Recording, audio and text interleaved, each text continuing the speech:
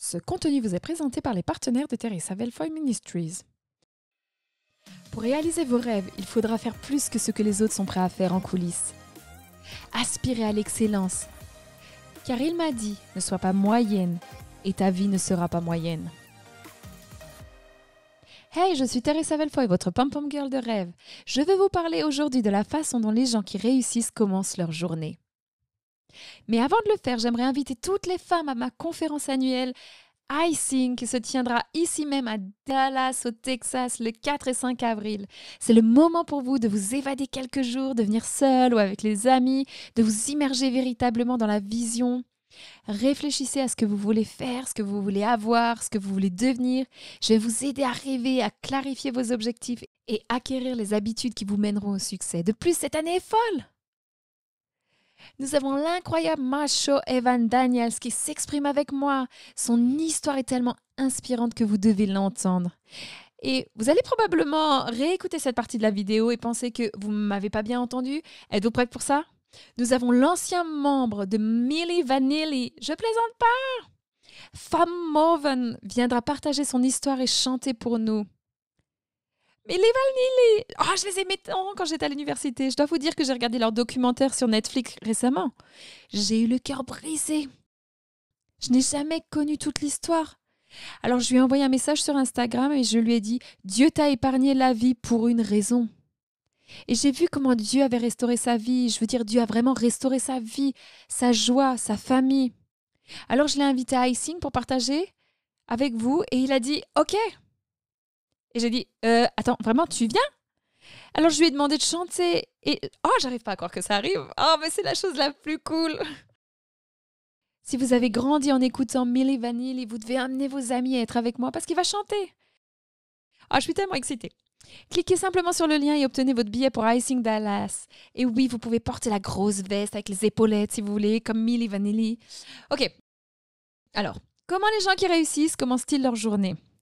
Vous avez probablement entendu ces histoires sur les gens comme le grand basketteur Larry Bird, comment il tire 500 lancers francs chaque matin avant son premier cours, ou les gens comme Jim Carrey, comment il se met devant le miroir et il contorsionne son visage pendant des heures et des heures pour perfectionner ses compétences, ou des gens comme Michael Jordan qui passent la saison off à effectuer des centaines de lancers sautés par jour jusqu'à ce que cela soit parfait.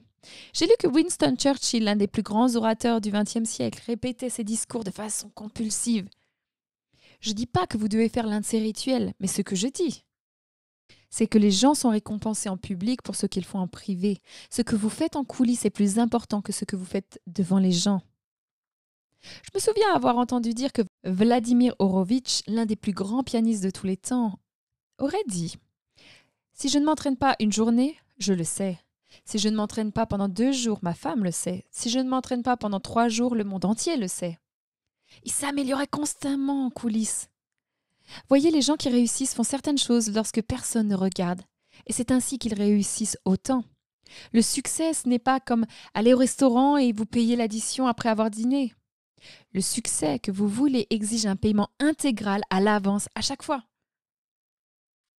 Pour réaliser vos rêves, il faudra faire plus que ce que les autres sont prêts à faire en coulisses. Il y a des années, lorsque j'ai commencé le voyage de la croissance personnelle, le Seigneur m'a dit clairement d'aspirer à l'excellence lorsqu'il a dit « Ne sois pas moyenne et ta vie ne sera pas moyenne ». Cela s'est parfaitement compris dans ce commandement.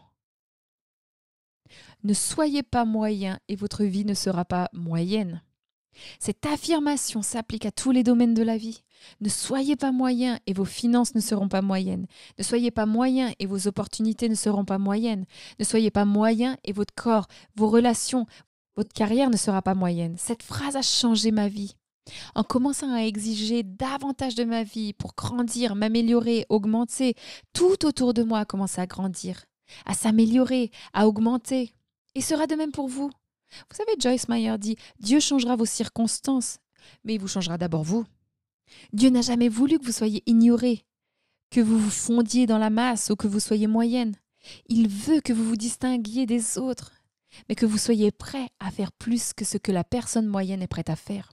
Pourquoi? Parce que vous avez un ennemi qui ne veut rien de plus que vous voir vous recroqueviller, vous sentir incompétent, découragé et simplement abandonner vos rêves. Je pense au pasteur américain Joel Osteen. Il n'avait aucun désir de prêcher ou d'être sous les feux de la rampe. Il a passé 17 ans en coulisses à diriger le ministère télé de son père, le pasteur John Austin. Lorsque son père est décédé en 99 et que Joel a été nommé pasteur, il admet qu'il était intimidé, insécure, il se sentait tellement incompétent et au plus haut de sa vulnérabilité. Il a même entendu 2 dames âgées dans le hall de l'église dire « Oh, il n'est pas bon, il n'est pas comme son père !» Comment a-t-il surmonté les insuffisantes, ces pressions énormes à remplir? Comment a-t-il relevé le défi pour accomplir sa mission? Il a dû se remplir d'apports positifs. Il se regardait dans le miroir et il se donnait une tape dans le dos. Il se parlait encore et encore en coulisses, sans personne autour. Il se déclarait « Tu es fort, courageux, tu es né pour un moment comme celui-ci ». Il se rappelait que Dieu n'appelle pas les qualifiés, mais qu'il qualifie les appelés. N'est-ce pas? Et il a fait ça encore et encore. Pourquoi? Parce que ce que vous entendez constamment, vous finissez par le croire. Joël a pris la tête en tant que pasteur lorsque l'église comptait environ 6 000 participants. Ce qui est important, mais il l'a fait passer à 28 000, puis à 43 000 membres, et ainsi de suite. Il est la personnalité la plus inspirante et la plus regardée en Amérique. Et comme je l'ai dit, ce que vous entendez constamment, vous finissez par le croire. C'est pourquoi Dieu veut que vous vous remplissiez. Et j'utilise mon petit lecteur CD, même si plus personne n'utilise des CD. Mais Dieu aime quand on se remplit de foi, car la foi vient de ce qu'on entend, et ce qu'on entend vient de la parole de Dieu. Plus vous entendez constamment comment, avant même que vous soyez formé dans le ventre de votre mère, Dieu vous a choisi. Dieu vous a mis à part pour une œuvre spéciale. Dieu désire que vous prospériez comme votre âme prospère. Plus vous entendez cela, plus vous commencez à le croire, plus vous le croyez, plus vous avez le courage de le poursuivre. Ce que vous écoutez compte, ce que vous lisez compte, ce dont vous vous remplissez compte. Vous consommez ce que vous... Laissez-moi le dire comme ça. Vous devenez ce que vous consommez. C'est pourquoi, avant de vous raconter cette histoire fascinante, je tiens à mentionner rapidement que j'ai préparé un téléchargement gratuit cette semaine de mes 10 podcasts préférés à écouter. Pourquoi? Pour renforcer votre foi. Cliquez sur le lien dans la description et obtenez cette liste gratuite pour vous aider. Et si vous ne savez pas qui vous devriez écouter, il y a tellement de gens sur YouTube. Par où commencer? Voici mes 10 préférés dans le domaine de construire sa foi et d'améliorer son état d'esprit. Cliquez simplement sur le lien dans la description et obtenez cette liste gratuite dès maintenant. Avant de commencer la journée, nourrissez votre esprit d'apports positifs. Vous savez, le magazine Entrepreneur a mené une étude sur les habitudes et ils l'ont appelée « Les riches par rapport aux habitudes des pauvres ». Ils cherchaient des points communs dans les habitudes pour voir ce qu'ils partageaient afin de réussir autant. Et l'une des habitudes, et je peux ajouter que c'est plus facile à adopter, c'est une des plus faciles à adopter, c'est la pratique de l'écoute d'enseignements audio pendant les trajets. Laissez-moi prendre une petite voiture. Les gens qui réussissent, en fait 63% des personnes les plus riches au monde apprennent en se déplaçant. Et seulement 5% trouvent que cela est important. 5% des personnes pauvres dans la recherche trouvent que cela est important. Les gens qui réussissent ont des habitudes réussies. Les recherches ont montré que la personne moyenne conduit 20 minutes par jour pour se rendre au travail et 20 minutes pour rentrer chez elle. Sur une période de 5 ans, cela représente 1250 heures dans la voiture ou l'équivalent d'une formation universitaire. N'est-ce pas incroyable? Les personnes qui réussissent vont à l'université de l'automobile.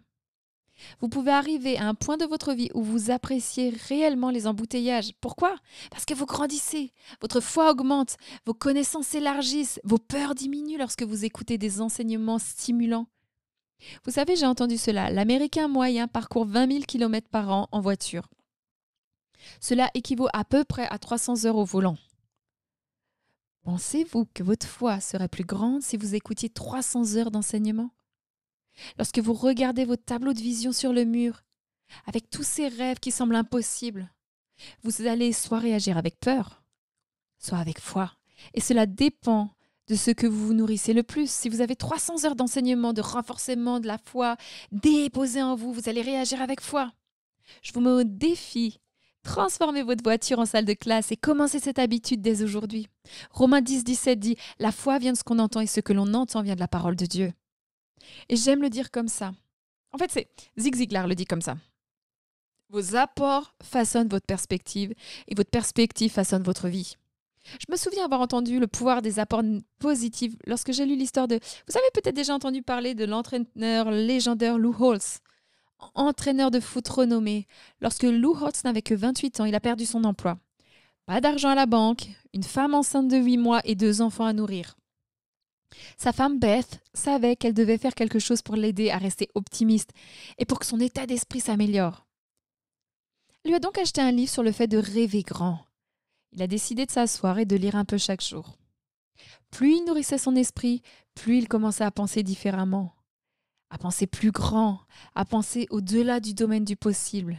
C'est ce que la foi est conçue pour faire, vous faire rêver plus grand. Le livre disait écrire toutes les choses que vous voulez accomplir dans votre vie avant de mourir. Lou a donc dit qu'il s'est assis à table et qu'il a laissé libre cours à son imagination. Il a écrit 107 choses qu'il voulait faire. Des choses folles comme dîner à la Maison Blanche, rencontrer le pape, apparaître comme invité au Tonight Show, entraîneur à Notre-Dame, remporter un championnat national, faire atterrir un avion sur un porte-avions. Après avoir lu le livre, en pensant plus grand, en croyant en ses rêves, il a commencé à trouver des moyens de les réaliser.